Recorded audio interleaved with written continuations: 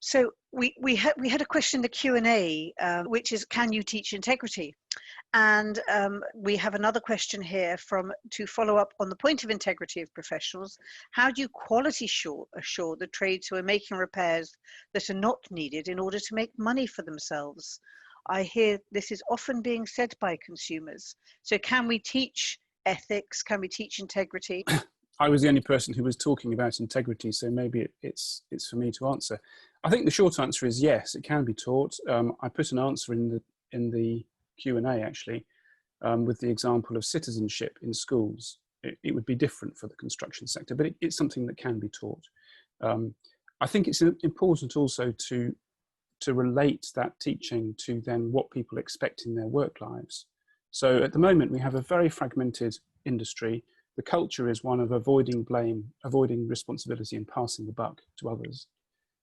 If we had integrity education, character education as I was describing it, it would need to be backed up with much more innovative business models that are around cooperatives. For example, Retrofit works. I don't know if people are here from that. You know, there's lots of examples in a small scale of doing things better. But the contractual relationships and the trust between project partners also needs to be built up. Trust is something which is not just important for consumers. It is important for consumers, but trust amongst project teams and collaborative working is also important, underpinned by an element of the education that says, look, you're doing work on a building, you're working as a team, the team changes configuration every time you do a new project. You've got to work collaboratively with whoever you're working with in order to deliver good quality outcomes. And if those good quality outcomes are then monitored, evaluated, policed, compliance checked, we might get somewhere. But yes, it can be taught. Yeah, just building on that point about can we teach integrity, I think it also, the question conveys an image of a classroom and a sort of teacher and a learner environment, and actually the identities and the actions and cultures of these groups are defined by so much more. So I think that this idea of integrity can also be taught through things like the actions of the groups that represent tradespeople, the Federation of Master Builders, GasSafe. What kind of ideas are they portraying of good work? And what kind of ideas are they sort of demonstrating in terms of integrity? How should people be operating within these industries? And some of those ideas are really strong across those sectors. So I think that, yeah, it's quite important to move beyond this sort of classroom image when thinking about how integrity can be conveyed. Who will manage the feedback loop? This is something we've pressed for decades, but the government has not been interested. The professions have neglected it, the industry won't do it, and academia has been too distant from practice. And of course, we privatized the BRE.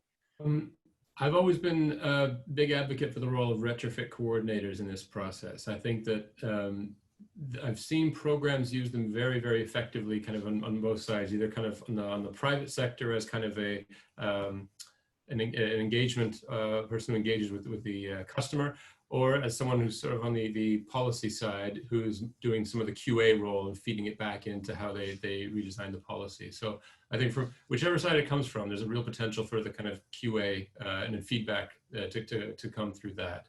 And there needs to be a very sort of steady communication between who's delivering the program and which bits are working and how they kind of redesign it in response. When you were reading the question, I didn't see who it was from, but I've just checked and it's Bill Bordas. So hello, Bill. Bill's talked for a while about the need for a building performance institute. And I think something along those lines is certainly needed. At the level of individual projects, yes, retrofit coordinators, absolutely. But we need to think beyond the level of projects and to wider structures, business models, local, regional economies, all that kind of stuff. For me, the mechanism of providing the feedback, well, it's got to be a partnership that has the respect of the industry. It's got to be independent and authoritative, and it's got to have some kind of locally devolved structure so that it works across the whole country. I think there's a huge opportunity here, vast and huge opportunity for a much closer alliance between research, academia, industry and policy to put their heads together and come up with a way of testing real world actions at scale. And I would start with, 10 or 100, do different things and test different configurations of things. And by configurations of things, I don't just mean materials and buildings, I mean different ways of doing things, different processes, different practices amongst different workers in the industry. We had many years ago now the Retrofit for the Future competition, which basically tested a quite narrow and quite advanced technical standard at the level of one building. Well, fine, that was fine as far as it went, but it didn't go far enough. What we need now is a much bigger, much more ambitious program, which tests not just retrofit in terms of can you achieve zero carbon at the level of one building, but can you take a team of people and give them 20 jobs to do in a year and find out at the end of the 20th what they learned in the process and how they can, cost engineer the whole process for themselves. What is the realistic standard that we need to achieve at the level of an individual building? How much of the carbon saving takes place at house level and how much takes place in the local energy system? I would argue that we need to be looking to retrofit buildings to maybe 50, 60% reduction in terms of carbon, and the rest of it comes from the supply side. And I don't say that because it's impossible to do 90, 100% reductions, but it is so challenging to do that and to try and replicate it millions and millions of times and keep them maintained and working properly, I think is just out of reach. But that's what I think we need. We do need to test. We need to go in on the ground, stop talking about it, go and test, innovate the hell out of it. Processes, practices, products, if necessary, new technologies are also part of the mix, but see what works. And not just what works for us sitting in our Zoom meeting, but what works for the workforce as well.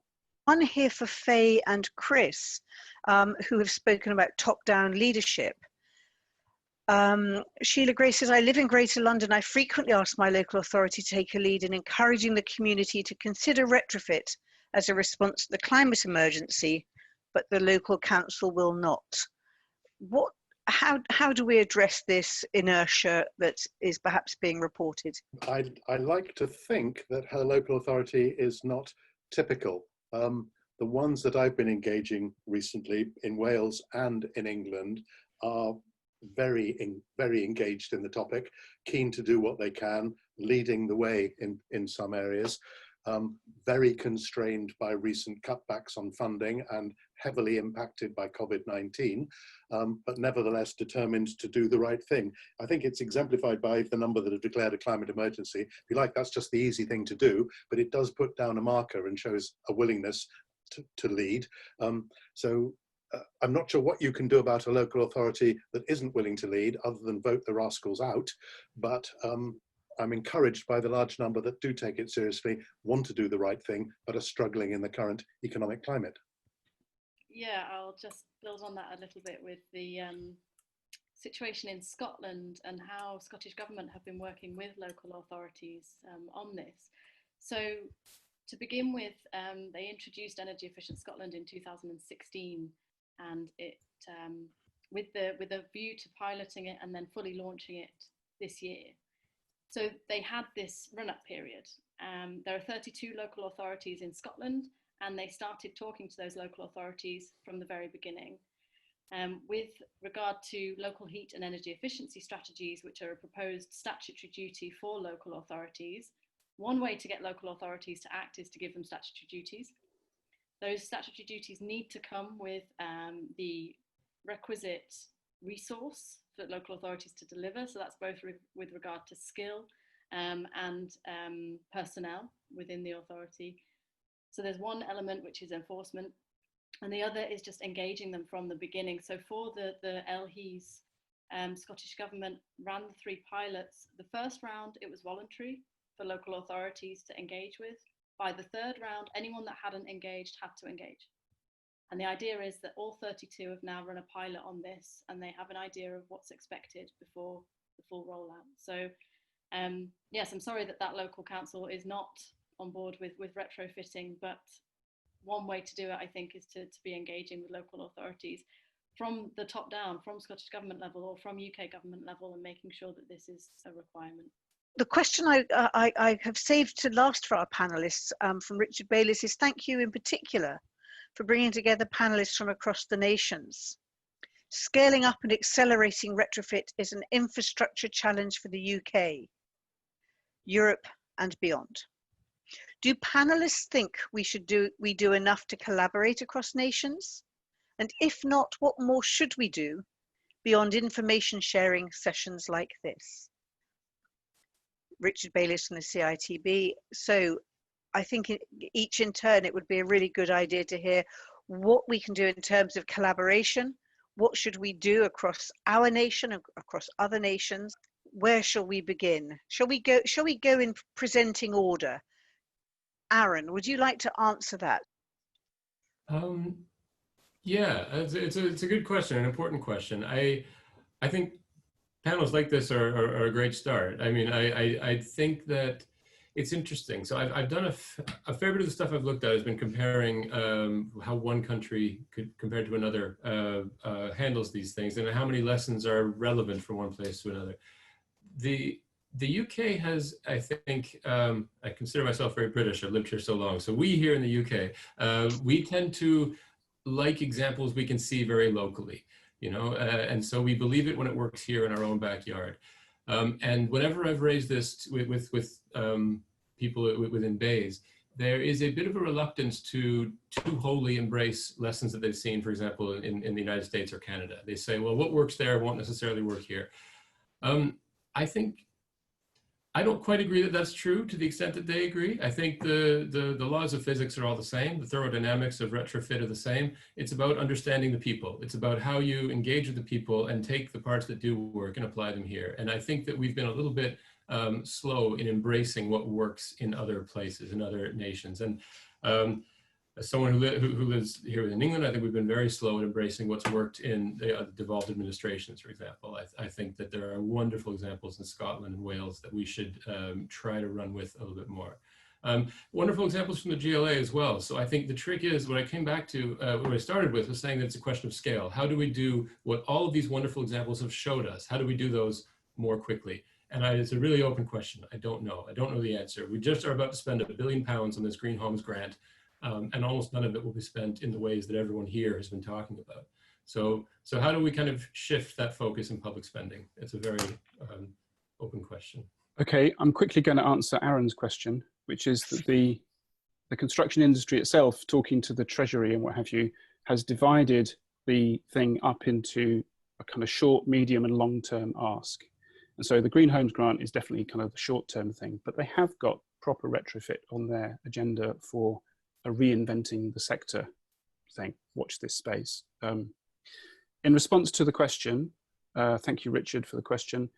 Yes, international collaboration, absolutely. If only we had a large, institution of neighbouring countries to be part of that would share all these things, it would be great, wouldn't it? The European Union had a thing called Build Up Skills a few years ago, which was set up to compare notes on precisely these sorts of issues across different European countries. And the UK failed to take part in it, which was a great shame. Collaboration can happen at lots of different levels across the continent. I do my best to do my bit.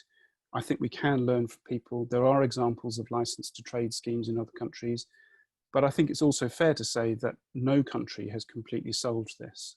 It is a really deep challenge. So although we can see how things might be better by picking on elements from places, no one has got a complete answer. And it's always, I'll finish with a slightly kind of wistful comment, which is, it's always tempting to think that other countries have got the solution and you can just adopt it. And so people point to the UK and say, the UK is, a powerhouse of climate policy because we have the Climate Change Act. It doesn't do anything on the ground, the Climate Change Act. Is my view as a British citizen and a researcher in this space. But other countries looked at that as a sort of beacon of hope. So I think, we can be realistic about exactly how much we can learn from other people, but I think there are really important lessons to learn from other countries, and we should be doing as much as we can, both individually, but also, institutionally, to make those bridges as much as we can. Yes. I think we need to look at what's happening all around the world and learn the lessons. I think there's probably limited opportunities to collaborate beyond sharing learnings because the local circumstances are always so different.